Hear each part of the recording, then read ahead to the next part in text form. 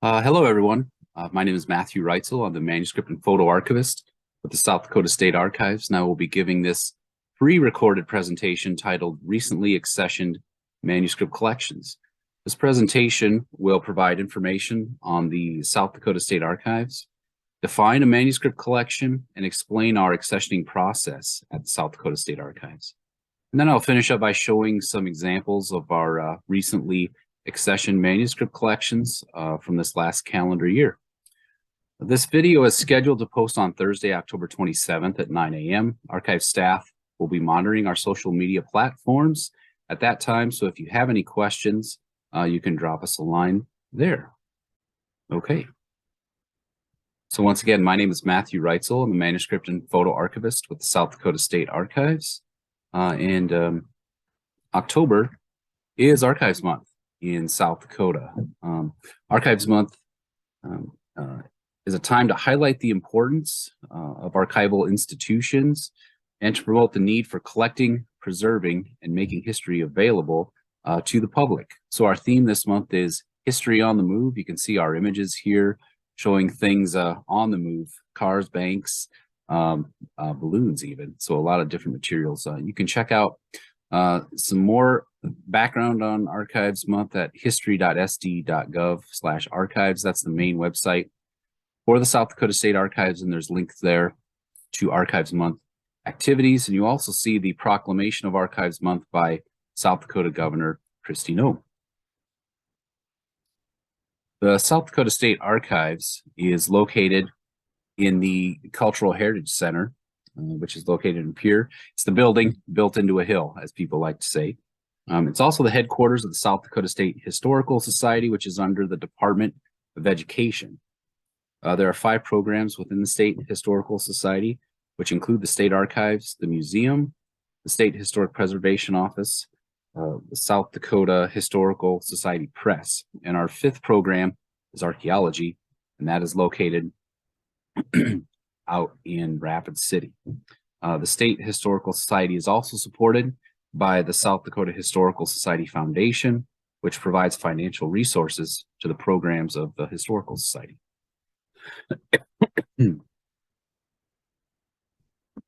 So this is the State Archives Research Room. If you've ever been to the State Archives, this is the first place you'll see when you walk through the door. We have various rules. We have a sign-in sheet we have people follow. We bring items out to people here in the research room, and nothing leaves the building. Whatever we have here stays here. And we have over 10,000 research requests per year. That's from people asking from various things, from county records to genealogical research to people looking for photographs, all different kinds of things like that. We average over 1,300 visitors per year. The types of researchers we get are academics and students, journalists, news organizations, genealogists, film and documentary makers, authors and historians, other historical society employees, and also government employees, both at the state, federal, and county levels mainly. And then we get a lot of general archival and history inquiries, things like how best to store your photos and family papers, and then just general questions about South Dakota history.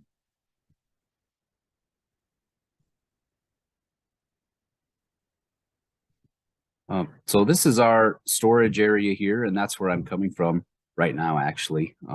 Our storage area in the archives is roughly 10,000 square feet of storage space with 16,000 cubic feet of records. So the 16,000 cubic feet of records, that's probably the easiest place to start, where it's roughly 16,000 boxes worth of stuff. And you can see some of the boxes in this photo. This is 2 separate aisles that we have here in our storage area. But keep in mind, we have things like maps. You can see some of the volumes here, the bottom and flat boxes, things that don't fit nice in one of these cubic foot boxes here. So a lot of content, a lot of information. And the square feet is 10,000. So you can imagine 2 basketball courts kind of put side by side together, and then include room for about a 3-stall garage. That's about the square feet space that we have. back here in the state archives. So what is a manuscript collection? I'm the manuscript archivist, so I deal with manuscript collections. They tend to be more personal, professional, and family type papers. So think of like diaries, scrapbooks, things like that. We also have business and organizational records, so different groups and clubs that have minutes and newsletters, things like that.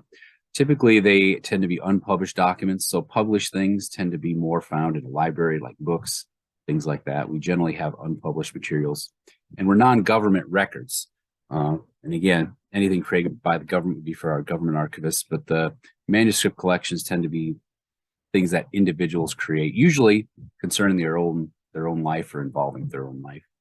And we also do not have any museum collections, so we don't take things like chairs and dresses and things like that. Those go to the museum folks. And then the other thing on here is the various formats. So some of the typical things you think of that we have, letters, correspondence, scrapbooks, diaries, that's pretty common. But then we also have things like film, glass plate negatives, and then increasingly now we're seeing more digital materials. So not only do we have to know how to keep photographs and letters, but also digital materials. That is an increasingly growing part of our collections. And all of these manuscript materials tend to be primary sources, which are immediate firsthand accounts of a topic from people who had a direct connection with it. So it's in this photo up here, there's some examples here. You can see these letters, telegrams. This image here, it's actually a slide from the 1912 South Dakota State Fair. This image here was a drawing that a gentleman did who was a surveyor going through South Dakota in the 1870s, and this is like a picture that he drew. And just a lot of firsthand accounts, the time collections that we receive here at the archives.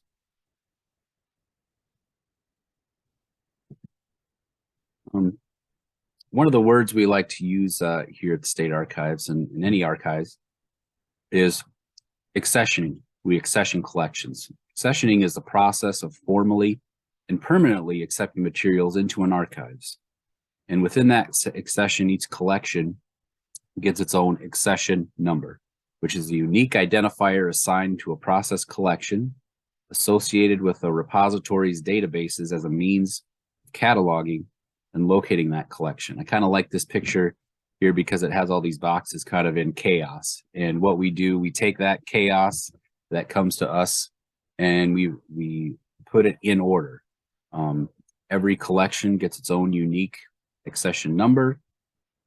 All that accession number and data, the title, subjects, things like that get put into our finding aids so that people can find those materials and find where it's located within the state archives.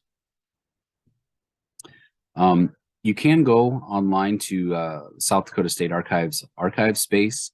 A number of the more recent manuscript collections that have been processed can be found there.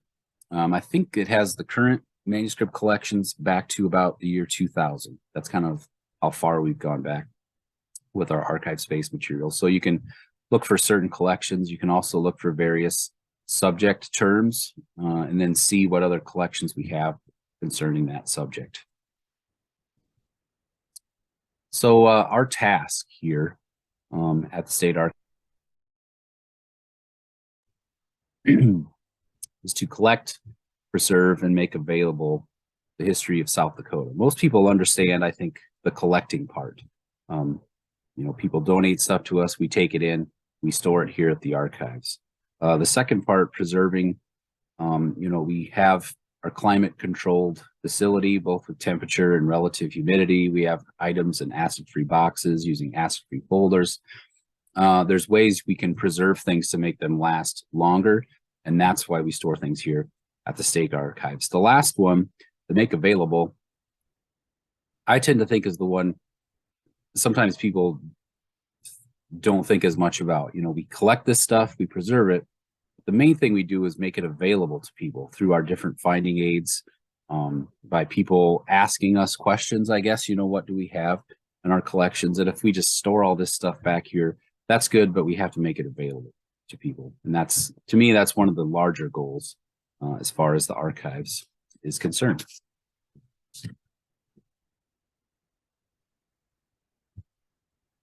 So again, my name is Matthew Reitzel, and I'm the manuscript and photo archivist at the South Dakota State Archives. October is Archives Month, and with that, we're giving this presentation titled Recently Accessioned Manuscript Collections at the South Dakota State Archives. So what we'll do next is kind of go through some of our collections that we've gotten in within this last calendar year.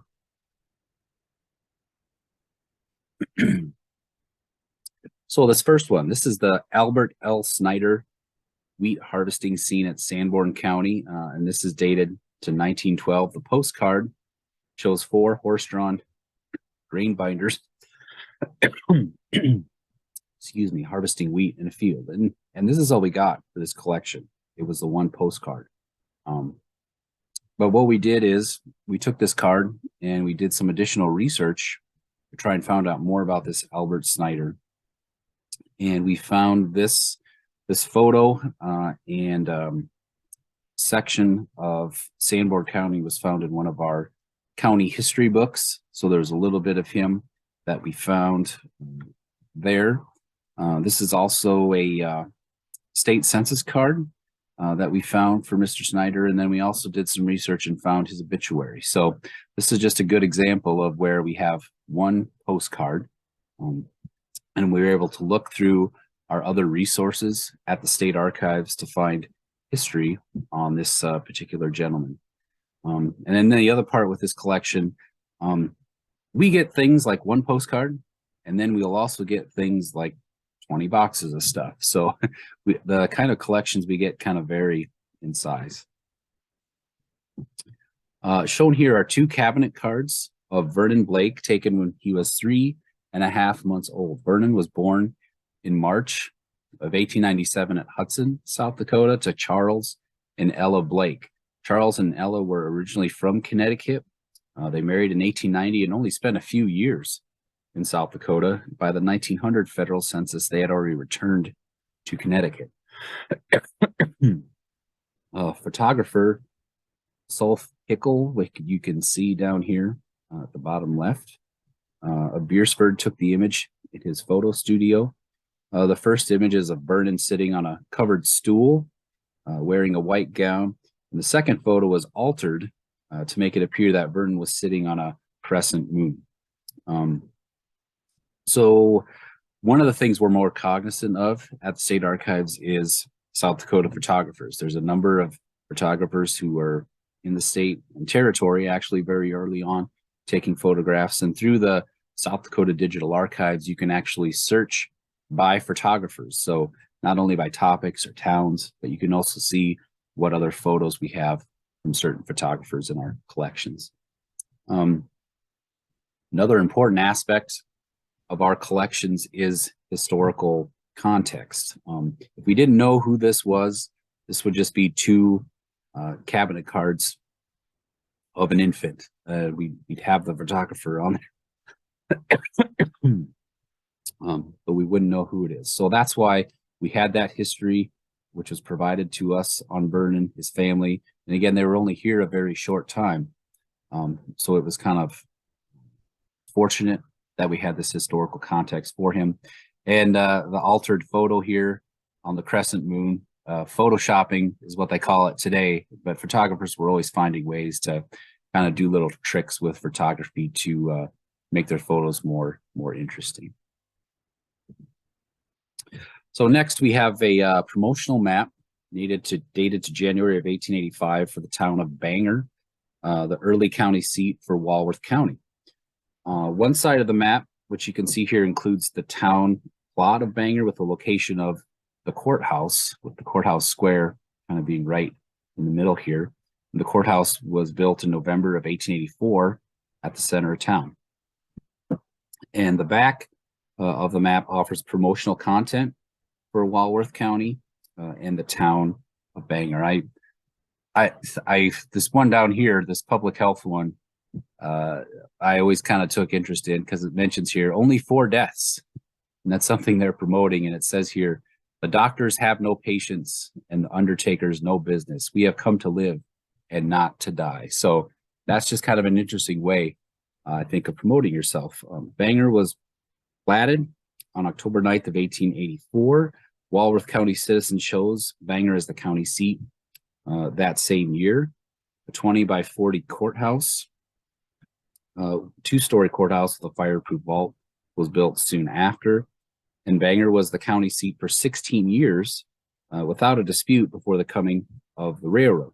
In 1900, surveyors with the Milwaukee Railroad line put the railroad north of Bangor, and efforts were made to move the rail line to the town, but that failed. And then once the railroad went through, there was a dispute over where the county seat should be located. And by 1904, the town of Selby was chosen as the Walworth County site. So this is just a good example of some of those some content for early county history fights in South Dakota. And also it's connected the railroad and town history for this period. And then just the way towns would promote themselves and how to try to get people to come to South Dakota and settle in their area.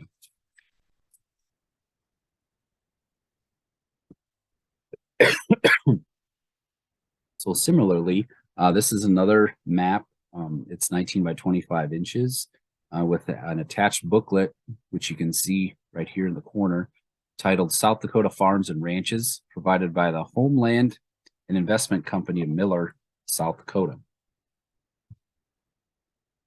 According to the map, the company provided, quote, a list of excellent bargains in improved and raw lands in central South Dakota. It promoted lands along the Chicago and Northwestern Rail Line. Specifically, the map was copyrighted by E. Frank Peterson of Vermilion, and we have a number of his maps in our collections. It was published by the Robinson and Inglesbury printers of Aberdeen. We have a number of maps in our collections. You can see some on the South Dakota Digital Archives as well. There's almost 1,000 maps on the Digital Archives. This one isn't on there because it's relatively new. But this was how promotion was done to get people to come to South Dakota. They would send out these maps. Some maps we have include these booklets. A lot of them don't. And a lot of times you can see here where it's starting to tear. A lot of times that the weight from that booklet rips out the top corner of the map. So it was kind of interesting that we still had this booklet, which held the map intact.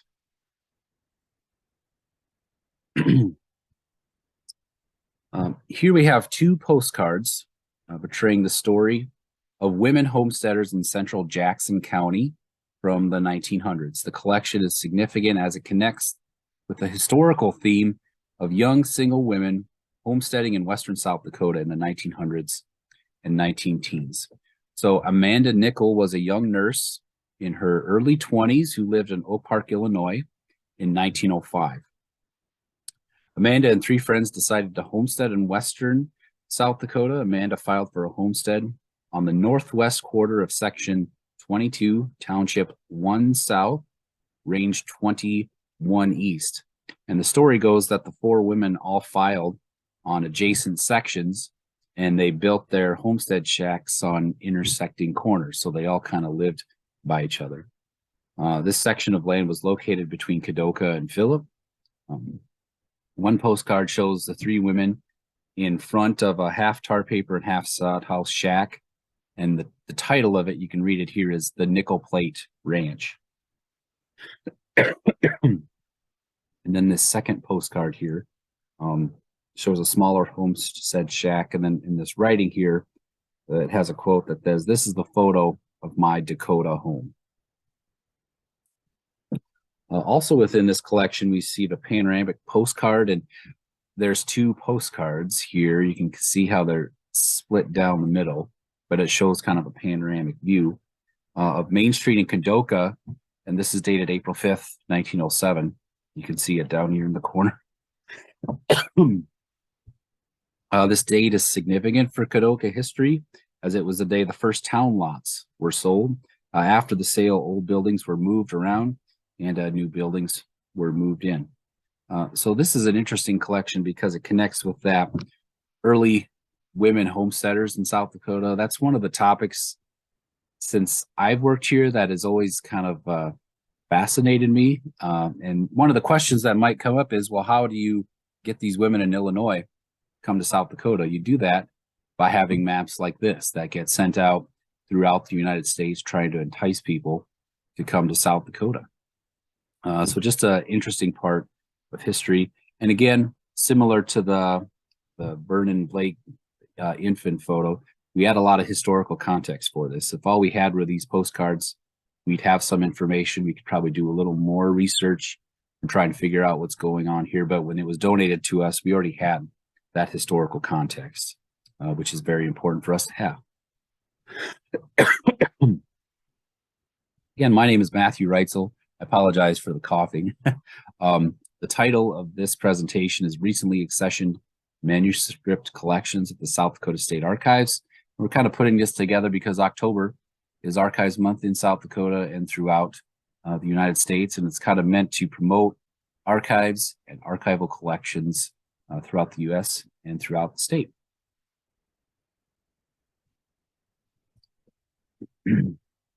So this next collection consists of 19 2¼ inch by 3½ inch miniature postcards of various scenes throughout the Black Hills.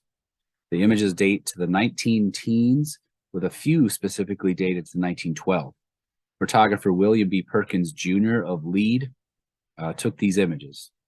Scenes include the Badlands, Sylvan Lake and Sylvan Lake Hotel, Spearfish Canyon, various Black Hills scenes, and railroad scenes and town views. So these are kind of significant because now you see where photographers have kind of moved away from that in studio views to more tourism kind of photographs promoting South Dakota. And they're selling these. They're selling these images to people who are traveling to state and possibly to people who are thinking to come to South Dakota. So these were a number of images put together. The reason they're small is the photographs would have come in a little, kind of like a little booklet thing that held them all together. And we didn't have that with this particular collection, but you could take that. Most of them had an address label on it, and you could mail them back to yourself when you were visiting South Dakota or family and friends. So it's just a way of promoting the state. Here we have one souvenir program for the Days of 76 events held at Deadwood, August 7th, 8th, and 9th of 1930.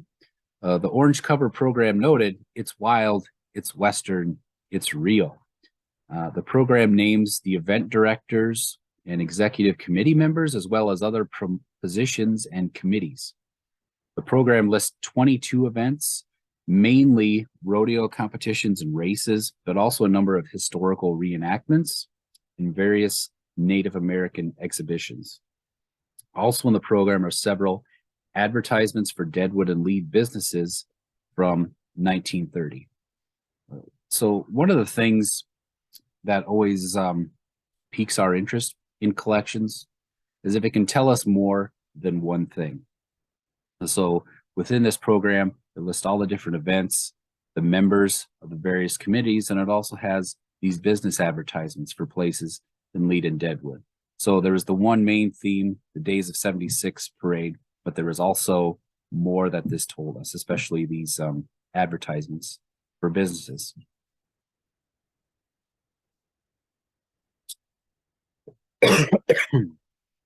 Next, we have a donation that consisted of 20 35mm color slides of early construction scenes of the Owyhee Dam near Pier. Terrence Williams, who lived near Gettysburg, took these images in June of 1956. The images include scenes along the Missouri River, views of earth-moving equipment, dump trucks, and a large Marion-powered shovel company crane, which you can see here in these images. The images predate the Missouri River closure in 1958.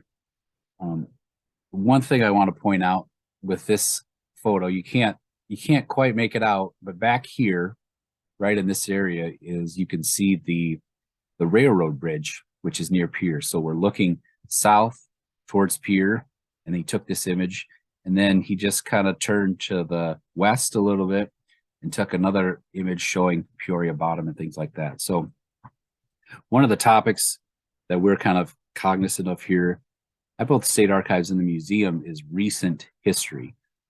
We like the older history as well, but we're also thinking, what kind of things can we collect that show images from more modern times. I also mentioned earlier about the various formats in which we get items. These are from 35 millimeters color slides. These were in pristine condition. A lot of times slides can deteriorate quickly depending on where they're stored. These were stored in a good place, and they were very good, clean images. And the other part of this collection is we know it took place in June of 1956. So we have a specific point in time when these images were taken. And again, it was some kind of the early construction of the dam. So the river is still kind of connected there with some of that early work on the dam.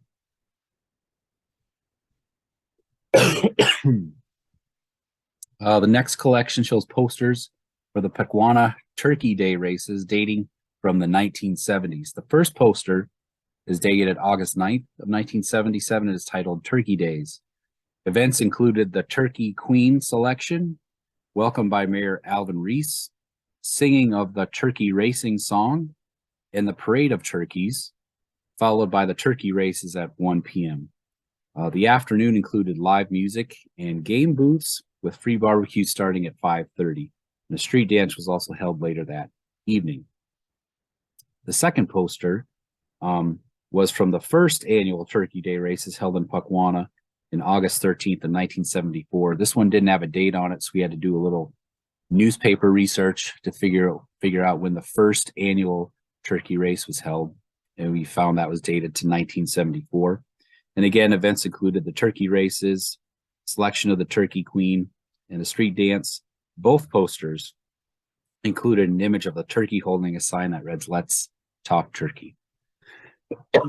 And again, this falls into that category of recent history and also community history for Pequanna, things that were going on in the 1970s.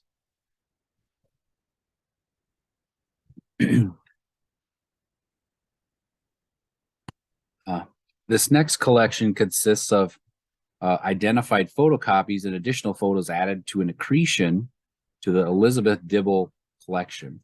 The original donation came in 1999, and it comprised of over 400 glass plate negatives taken by Elizabeth Dibble, who was from the Webster, South Dakota area. And the image is roughly dated to the 1890s to 19-teens.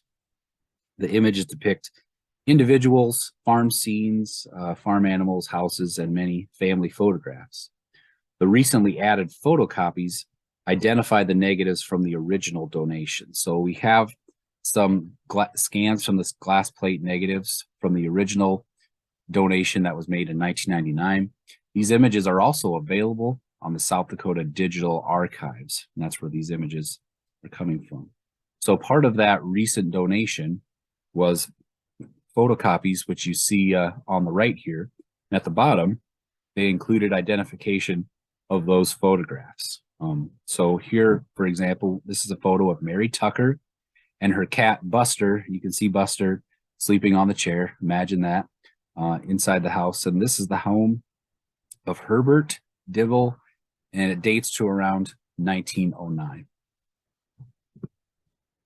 This next image is a group of musicians, and it lists them here: Billy Barras, Sidney Dibble in the back, and in the front row, Clint Russell, Fred Dibble, and Cleve Russell. And then this last photo here is one of Pickerel Lake, which is in South Dakota. So generally, when we first got these in 1999, we didn't have any identification of the photographs. We just knew this was a photo of a girl in a house next to a piano. But with this donation we recently got, it identified the photographs. And we called this an accretion. Accretion is a fancy archival term, which just basically means two different collections are somehow connected with each other. So we're able to get, again, that historical context of the photographs and some more information on them.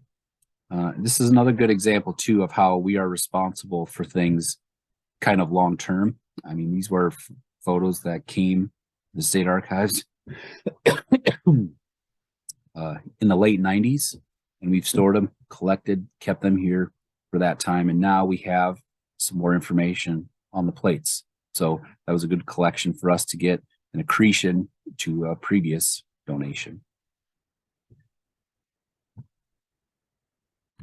So this is the last collection I'll be talking about here today.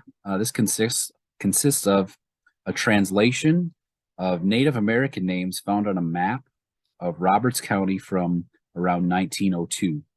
The oversized map was originally donated to the state archives in 2010. It was 53 by 64 inches, or roughly 4 feet by 5 feet. It was a big map. It didn't fit in it doesn't fit in our map drawers, so we had to have other storage for the map. We wrapped it up around a cardboard tube and some other ways to help preserve it that way, because it was such a big map. The map includes allotments, towns, townships, rivers, lakes, and railroads. Excuse me. The map also features a number of Roberts County businesses, as well as advertisements for North Dakota and Minnesota. There are 30 townships that were located on the map, and we could barely fit one township on our scanner, and that's how we were able to get scans of each township. The map donor provided copies. Once we made these scans, we sent copies to the donor, and he gave those pages to a man named Michael Simon from Sisseton, who translated the Native American names into English, so we would know who the names of the people are. The translation was done, and it was donated to us in 2021. So this is just an example of the map. And you can see these names, that we can read: the Anderson, Peterson, Mortensen, Todd, etc. But then you have the two names, the one here in section 33 and the one in 34. And I apologize if I pronounce this incorrectly, but it's Ikatapuan, which is here in 33, which was translated as "they seek after women." And this Niawastewin, which is "good life woman." And all of these townships included a number of Native American names. So we are very grateful to Michael Simon and also the donor of the original map who sent this to us at the state archives. And it just provides more history for Roberts County. We didn't have a lot of Roberts County maps, especially for this time period. So this was a good get for us. And it just has a lot of history and information on Roberts County, and particularly with landowners for that time period. So thank you for watching. I apologize for all the coughing. My name is Matthew Reitzel. I'm the manuscript and photo archivist with the South Dakota State Archives. And October is Archives Month in South Dakota. Please go to our website and see some of the different things we've been doing or have done this month. And thanks again for watching.